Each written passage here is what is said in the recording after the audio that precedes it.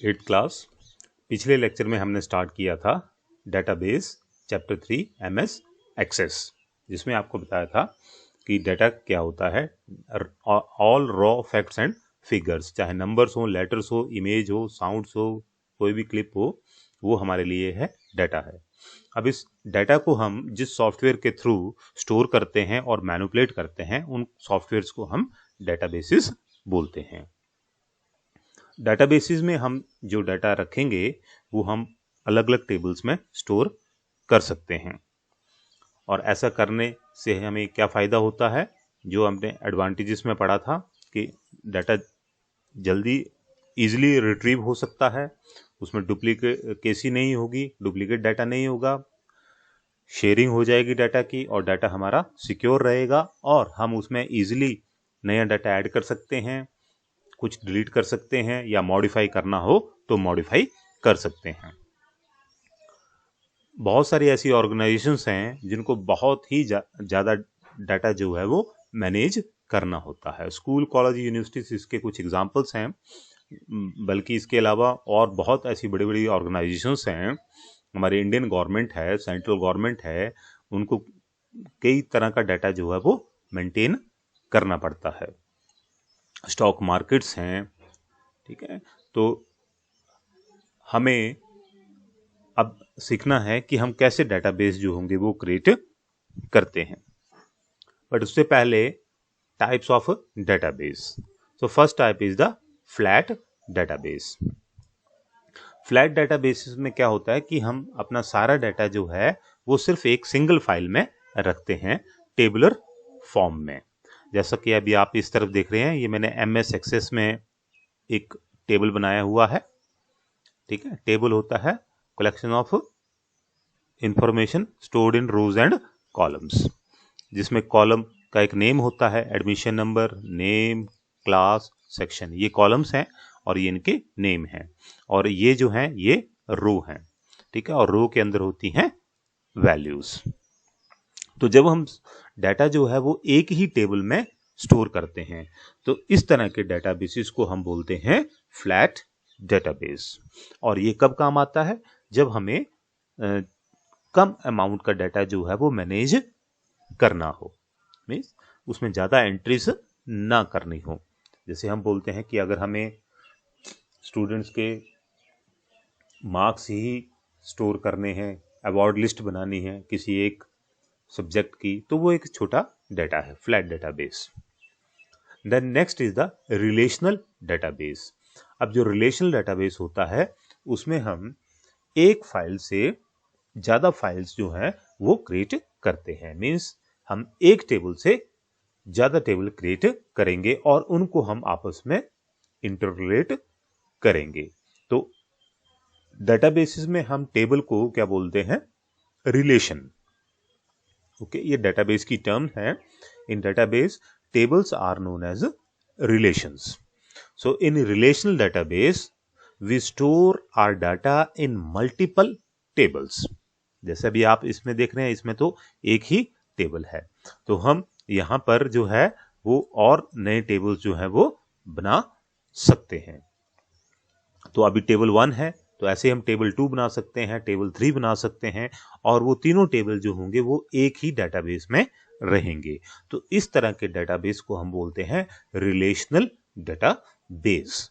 और इसमें हम क्या करते हैं कि अगर हमने 3 टेबल बनाए हैं तो हम उन तीनों टेबलों को आपस में इंटरलिंक्ड कर देते हैं। इसके कुछ एग्जांपल्स हैं, ओरेकल, फॉक्सप्रो और एमएस एक्सेस। जैसा एमएस एक्सेस में अभी सामने आप इस तरफ देख रहे हैं लेफ्ट साइड, ये मैंने एमएस एक्सेस की विंडो ही खोली है, लेकिन इसमें अभी मैंने सिर्फ एक टेबल बनाया है, तो मैं इसको फ्लैट डेटाबेस बोल सकता हूं। लेकिन जब मैं इसमें एक से ज़्यादा टेबल्स क्रिएट कर दूंगा और उनको आपस में इंटरलिंक कर दूंगा, तो वो क्या बन जाएंगे, relational databases. Then comes the next, distributed databases.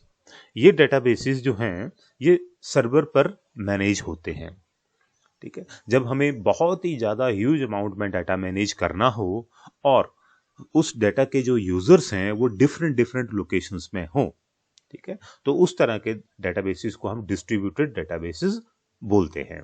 इसमें हमारा डेटाबेस मल्टीपल टेबल्स में होता है, लेकिन स्टोर एक कंप्यूटर में होगा, वो सर्वर में होगा, और उसको नेटवर्किंग के थ्रू अलग अलग लोकेशंस पर लोग यूज कर सकते हैं।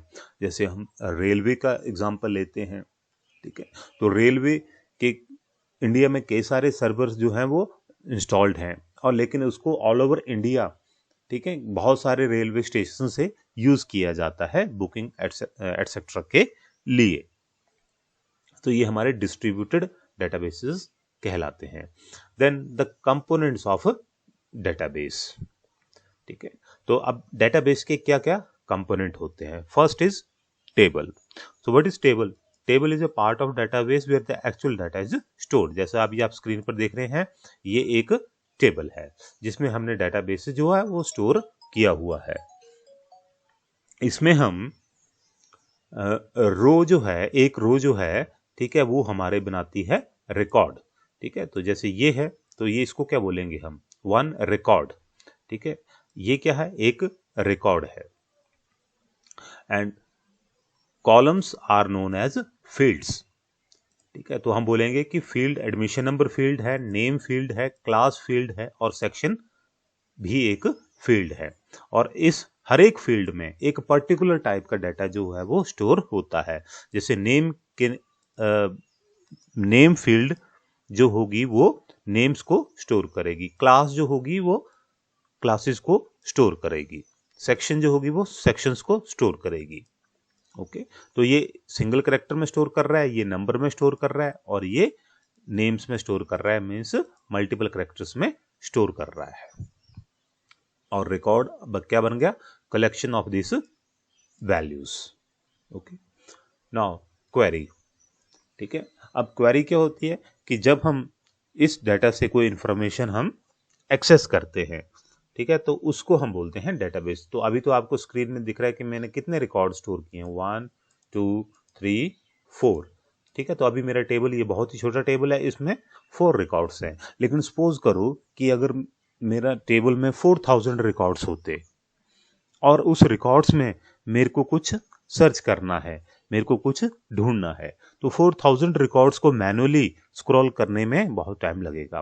तो डेटाबेस का ये एडवांटेज है कि हम डाटा को इजीली रिट्रीव कर सकते हैं। आपने डेटाबेस का एडवांटेज पढ़ा है, इजी रिट्रीवल ऑफ डाटा। तो हमारे पास जितना भी बड़ा डाटा हो, हम उससे इंफॉर्मेशन बहुत ही फास्ट जो है वो ले सकते हैं।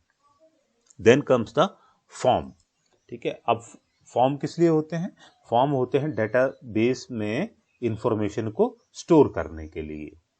ओके, अभी तो हम इसमें मैनुअली डेटाबेस स्टोर कर रहे हैं, ठीक है। जैसे ये आप देख रहे हैं कि मैंने इसमें नया डाटा ऐड करना है, तो मैं यहाँ पे डेटाबेस जो है वो ऐड कर दे रहा हूँ, ठीक है। तो ये डायरेक्ट एंट्री है, ये फॉर्म के थ्रू नहीं है, ठीक है। तो हम इसमें जो है वो हम फॉर्म्स भी बना सकते हैं, और जब हम फॉर्म बनाएंगे तो हम डेटाबेसेस को इजीली मैनेज कर सकते हैं। उसमें हम डायरेक्ट फॉर्म के थ्रू एंट्री कर देंगे।